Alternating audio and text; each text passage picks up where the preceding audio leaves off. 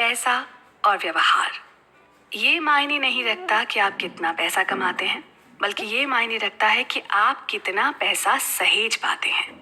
यह आपके लिए कितनी मेहनत करता है और आप इसे कितनी पीढ़ियों के लिए रखते हैं। जी हाँ दोस्तों, एक बहुत ज़रूरी बात है जो हम अक्सर भूल जाया करते हैं, आज में जीने का दम भरते हुए। नमस्कार दोस्तों, मैं हूं पल्लवी और बात हो रही है मॉर्गन हाउसल की लिखी इस अनूठी किताब द साइकोलॉजी ऑफ मनी के बारे में। आज के समय में दो विषय सभी को प्रभावित करते हैं, चाहे आप उनमें रुचि रखते हों या नहीं। ये विषय हैं स्वास्थ्य और धन। हम सभी इन दोनों बातों को लेकर चिंतित हैं।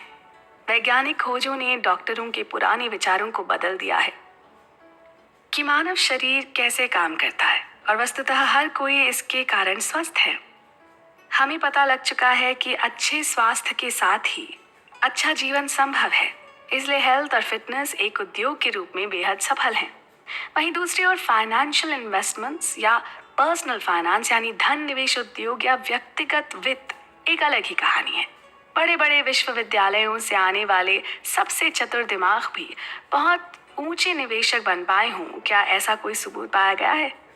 शायद नहीं। ट्रायल एंड एरर यानी सामूहिक प्रशिक्षण और त्रुटि के माध्यम से हमने बेहतर किसान, कुशल प्लम्बर और उन्नत रसायनज्ञ बनना तो सीख लिया, पर क्या इसी परीक्षण और त्रुटि ने हमें अपने व्यक्तिगत वित्त के साथ बेहतर बनाना सिखाया है? क्या हम खुद को कर्ज में दबे होने की कम संभावना रखते हैं? क्या आज हमारे पास किसी बुरे दिन के लिए बचत करने की अधिक संभावना है? क्या हमने अपने बुढ़ापे या सेवानिवृत्ति की सही तैयारी कर रखी है? शायद नहीं, और वो इसलिए क्योंकि आज भी हमारी खुशी के लिए पैसा क्या करता है और क्या नहीं करता, इसके बारे में हमारे विचार यथार्थवादी नहीं है। और इसका ज़्यादातर कारण ये है कि हम पैसे के बारे में मनोविज्ञान की तरह यानी भावनाओं और बारीकियों के साथ नहीं सोचते, बल्कि हमेशा ही भौतिक नियमों और कानूनों को ध्यान में रखते हैं। आइए जानते हैं कि लेखक हमें क्या समझाना चाहते हैं। मैंने 2008 की शुरुआत में वित्त के बारे में लिखना शुरू किया था।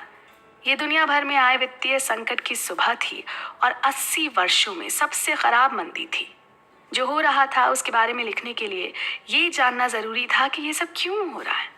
लेकिन मैंने जो पहली चीज़ सीखी वो ये थी कि कोई भी सटीक रूप से ये नहीं बता सकता था कि क्या हुआ या क्यों हुआ। इसके बारे में क्या किया जाए, इसकी बात तो छोड़ ही दीजिए। हर अच्छी व्याख्या के सामने एक ठोस खंडन था। इंजीनियर पुल के ढहने का कारण निर्धारित कर सकते हैं, क्योंकि ये बात तय है कि यदि किसी निश्चित क्षेत्र पर एक निश्चित मात्रा में बल लगाया जाता है तो वो टूट जाएगा। इसके पीछे की फिजिक्स में कोई विवाद नहीं है, ये कानूनों द्वारा निर्देशित है।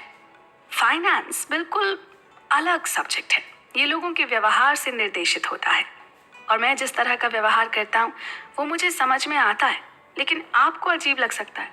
जितना अधिक मैंने वित्तीय संकट के बारे में अध्ययन किया और लिखा, उतना ही मुझे एहसास हुआ कि आप इसे मनोविज्ञान और इतिहास के लेंस के माध्यम से बेहतर समझ सकते हैं, सिर्फ वित्त के नाम से नहीं। ये समझने के लिए लोग खुद को भारी कर्ज तले क्यों दफनाते हैं। आपको ब्याज दरों पर अध्ययन करने की ज़रूरत नहीं है, आपको अपने लालच और असुरक्षा का अध्ययन करने की ज़रूरत है। कई बार निवेशक अपने निवेश को सिर्फ इसलिए सस्ते में बेच देते हैं क्योंकि वो अपने परिवार की ओर देखते हैं और इस सोच में पड़ जाते हैं कि कहीं वो अपने परिवार के भविष्य को खतरे में तो नहीं डाल रहे। ऐसे में वोल्टेयर का ये कथन यहाँ बहुत अच्छी तरह से लागू होता है कि इतिहास कभी खुद को दोहराता नहीं है, पर आदमी हमेशा दोहराता है।